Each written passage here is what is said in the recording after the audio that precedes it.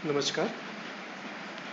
आज हम BCom part second के अंतर्गत कंपनी लॉ सब्जेक्ट के अंतर्गत कंपनी एवं साझेदारी में अंतर के बारे में अध्ययन करेंगे कि कंपनी और साझेदारी में कौन कौन से अंतर होते हैं। कंपनी एवं साझेदारी व्यावसायिक स्वामित्व के दो प्रमुख प्रारूप होते हैं, जिसके अंतर के बिंदुओं में सबसे पहला जो बिंदु आता है अर्थ। कंपनी के बारे में कंपनी विधान के अधीन निर्मित एक कृत्रिम व्यक्ति है जिसे स्थायी अस्तित्व एवं उत्तराधिकार प्राप्त है, जिसका अपने सदस्यों से पृथक वैधानिक अस्तित्व होता है। जबकि हम साझेदारी के बारे में बात करें तो साझेदारी उन व्यक्तियों के बीच का संबंध है जो किसी व्यवसाय के लाभों को बांटने हेतु सहमत हुए हैं तथा उसका संचालन उन सभी के द्वारा अथवा उन सभी की ओर से उनमें से किसी एक के द्वारा किया जाता है। तो ये था पहला अंतर का बिंदु अर्थ, जिसके अंतर्गत हमने कंपनी के अर्थ और साझेदारी के अर्थ के बारे में बात की। दूसरा जो अंतर का बिंदु आता है वह है अधिनियम।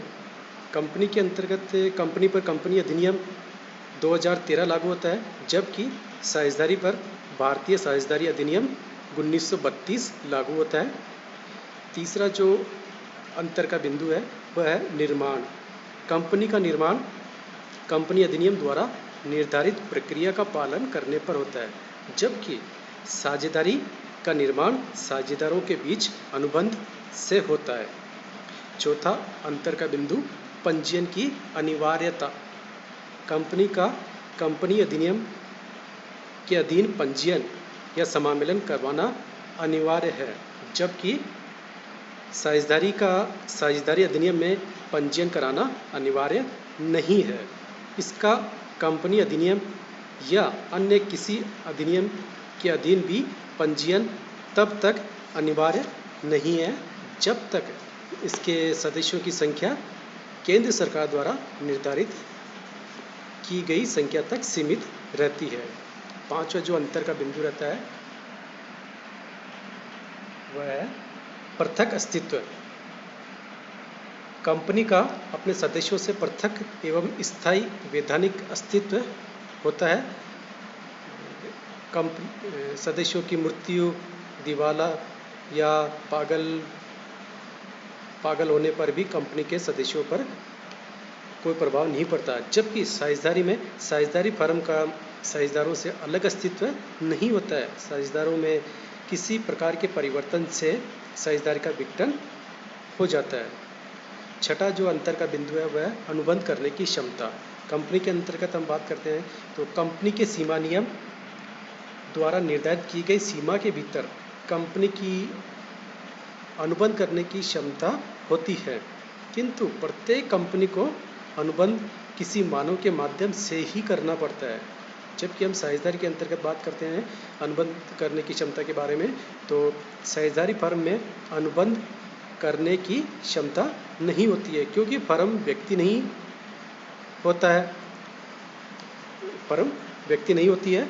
फर्म के सभी साझेदार अथवा उनकी ओर से कोई भी साझेदार फर्म की ओर से अनुबंध करने की क्षमता रखते हैं। नेक्स्ट सातवां बिंदु जो अंतर का है वह न्यूनतम सदस्य संख्या। कंपनी के अंतर्गत हम बात करते हैं सार्वजनिक कंपनी में कम से कम 7 तथा निजी कंपनी में कम से कम 2 सदस्य होना आवश्यक है। एक व्यक्ति कंपनी में केवल एक ही सदस्य होता है, जबकि साझेदारी के अंतर्गत हम न्यूनतम सदस्य संख्या के बारे में बात करें तो साझेदारी फर्म में सदस्यों की न्यूनतम संख्या 2 होती है। नेक्स्ट अंतर का बिंदु 8वां सदस्यों की अधिकतम संख्या। सार्वजनिक कंपनी में सदस्यों की संख्या पर कोई प्रतिबंध नहीं है। निजी कंपनी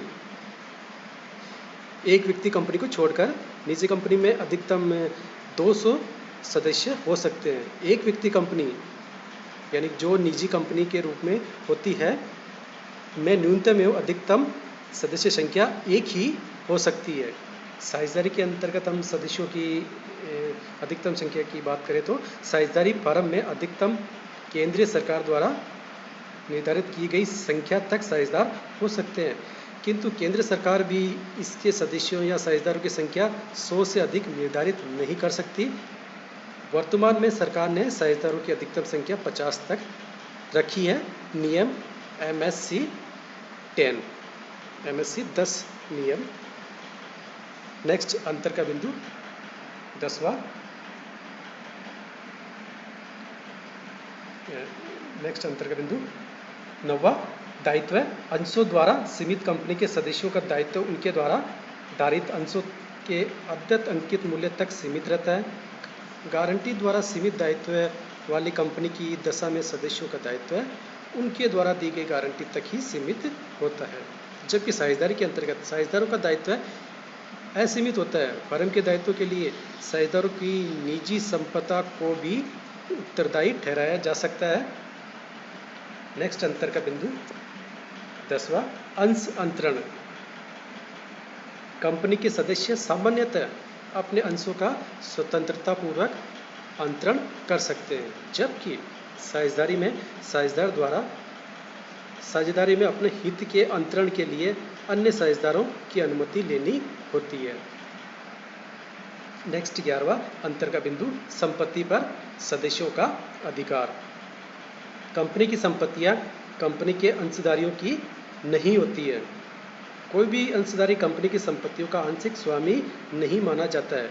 कंपनी की संपत्ति केवल कंपनी की ही होती है, जबकि साझेदारी के अंतर्गत साझेदारी फर्म की संपत्ति पर सभी साझेदारों का अधिकार होता है। प्रत्येक साझेदार फर्म की संपत्ति का आंशिक स्वामी होता है।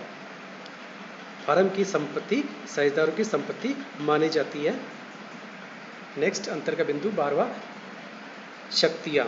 कंपनी को उन्हीं कार्यों को करने की शक्तियाँ प्राप्त होती है जो इसके सीमा नियम के क्षेत्र के अंतर्गत आती है, जबकि साझेदारी में साझेदारी फर्म के साझेदार सर्वसम्मति से निर्णय लेकर कोई भी कार्य करने की शक्ति रखते हैं।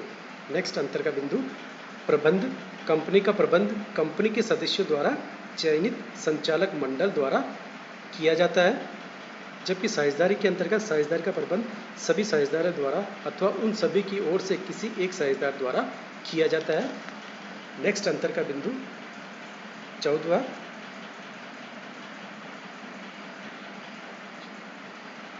अविच्छिन्न उत्तराधिकार।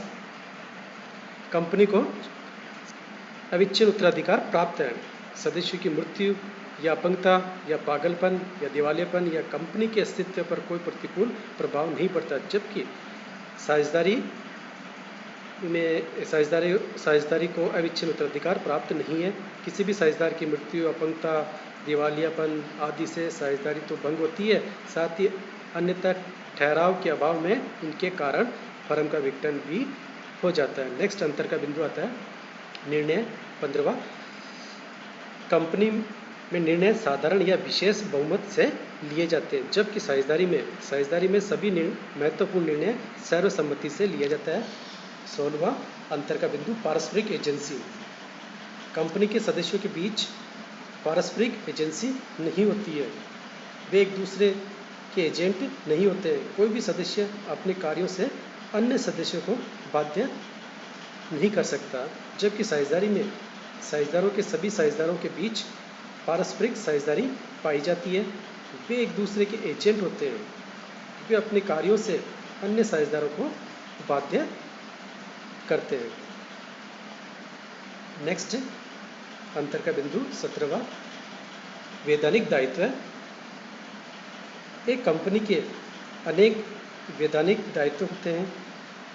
कंपनी के निर्माण, प्रबंध, प्रशासन, सभाओं, पूंजी, लेखांकन, अंकेक्षण आदि से संबंधित अनेक वैधानिक दायित्व होते हैं, जबकि